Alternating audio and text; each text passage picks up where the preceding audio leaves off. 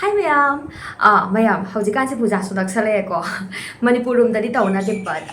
Kasarom da Agardala, Tripura, ama kamapam ma'am da khagi puja matam se yora di ma'am khoi se puja da kari laini khot kari ama yam planning to ye ko. Ado ma'am ngasi gi video se egi title amadi thumbnail lagi sum khang birabla ni ko. Flipkart ki yamna hong ba ko. Dresses karai na ma'am da ujara ke tawbani. Ma'am adudi yamna ngang da video sa hawresi ko already ai dressing se ko ngarang na hana sum la e ko video se mangam da baina ado packaging kari ka to loi lok thok ko tong nei packet kari ka to I tham ne ba ko dek ta lang thokia ba kasra da mayam jam ne haina aduna mayam hojik pi sing se loi lok thong ma tham me unboxing tawna lai doi do matam yam changani dana dona aina khara yang na baina video se khara kha ten tak loi san na baina already loina hang do ko to ga side tham me ko ado me ai mathang tawne yang han jara ke ado ga lit laga kamain to habdi set la matung da ko kamaina look la I habdo me and do hijara ke phi kamain to price ke ano punuma ko me and sum share do jara ke ado me video se horesi ahan bada ko me blue color gi See, ma'am, I must have a picture hall like a price can to go to me. See, ma'am, I could half sleep or a ga. Young one is cute or day. I'm going to dress it. See, ma'am, sleepless near go armless hydra. I do it. I do go, ma'am, sleepless or so but I'm not lady about. So my tona see, say, go give me, see, ruffle go, we got ruffles, my tona, my tona. Lit laga ko sumai tarak pa se asmaya ta dresses se yamna cute oibani lit lakpa matam da ko ne sumai ta na aduga magi fabric se haibadi magi fee se Georgette ni sigi se Georgette oraga so khagi yamna lit pada yamna olangan ba uncomfortable oi ba do na taste sigi yamna soft oye pai matam na me ne sigi yamna soft oye soft Georgette ni ba Georgette or so aphaba Georgette hai tare Khoi mapan gi se smai to na transparent oi dana ko but don't worry manung da lining hapa ya moina sigi se smai to ba lining na ma yaw I aduna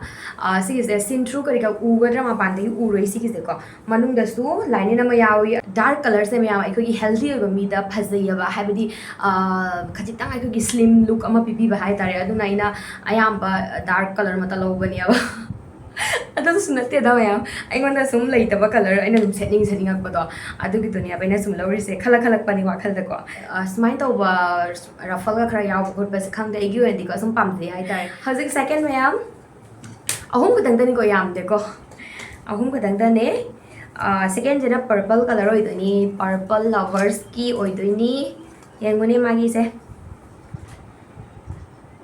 Ma'am, sige say ko Flipkart ayam na kaino highly popular trending oi ba dresses nga tani ayam ba sum ma'am liner mo na khanje do liner da basing ko aina sum uchara ke pam ba tar lo bi ya gani sige sina kamai to yeng ne ma'am magi neck ki design se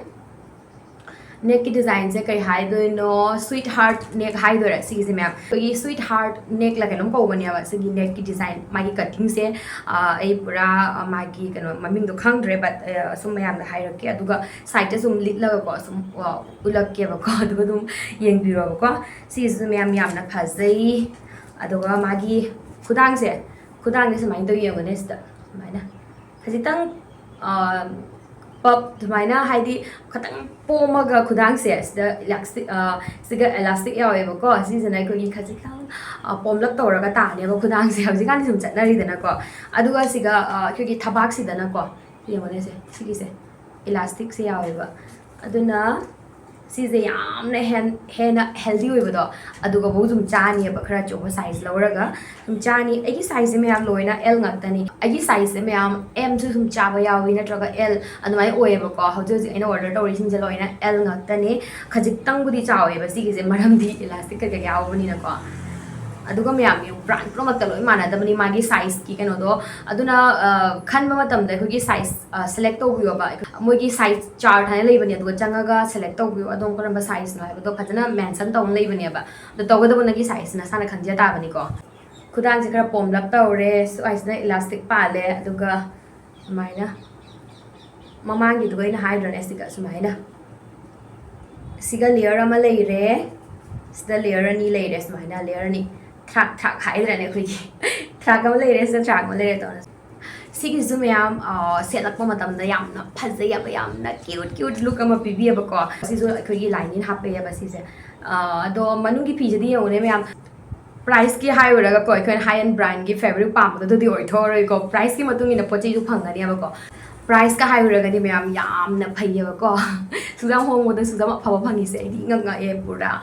yengone smai ta na Georgette material ni mayam sigi zo ado aigoi lilapma matam da yam nungai ta ba dugma natte ko sigi se loina soft material ngatani lipam da zum nungai ni ekuna nga ka sum poi ba chappa ma bazar khangde ma khangde sum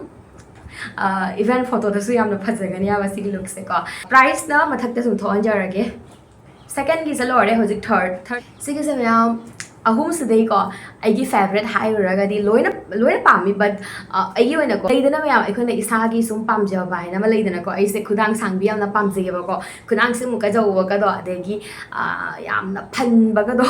ado yam pami ba ko do flare yam oi ba do ado gi yam pamje ba ado sigi se khudang se sange mamangi ani utki ba do ado di Georgette fabric ni but sigi se ko gi rayon fabric ne ba ko alipa matam na yam nungai ba summer matam gi di yam best oi gani birthday party ama anytime ko sona pamja phangda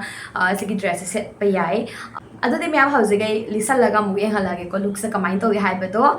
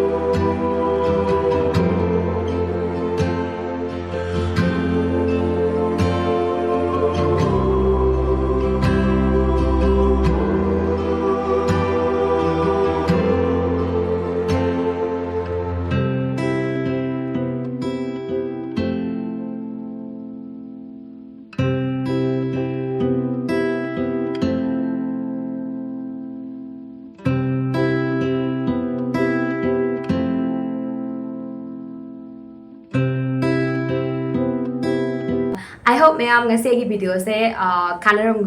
kana biram gane ne khanji ahum sidagi karam bana nangi favorite no dusu ibiramo comment da aigi wandi ko I sigi wine color se aigi favorite oire lip su yamna nungai tawda bu sigi se khara aingonda chole ba ko ase tailor da chalaga khara semhan gani aigi wang bagi chang se 5'2" ni ba ko adom se 5'2" oraga di sumaina short chingani aduna adom se 5'4" ko oraga di ko pura chap chani hai tare dress ahum mak ko mayam price ka hai oraga yamna fai yamna hongi adom su pambo oraga di soidina review adu di mayam video se matanga sida sum lo chanjarage pambi bataragadi like share and subscribe to biramo description box link hapcharamage ko bye confusion inquiry question lei bataragasu comment da sum hangbiramo ko like to biramo share to biramo ngasi di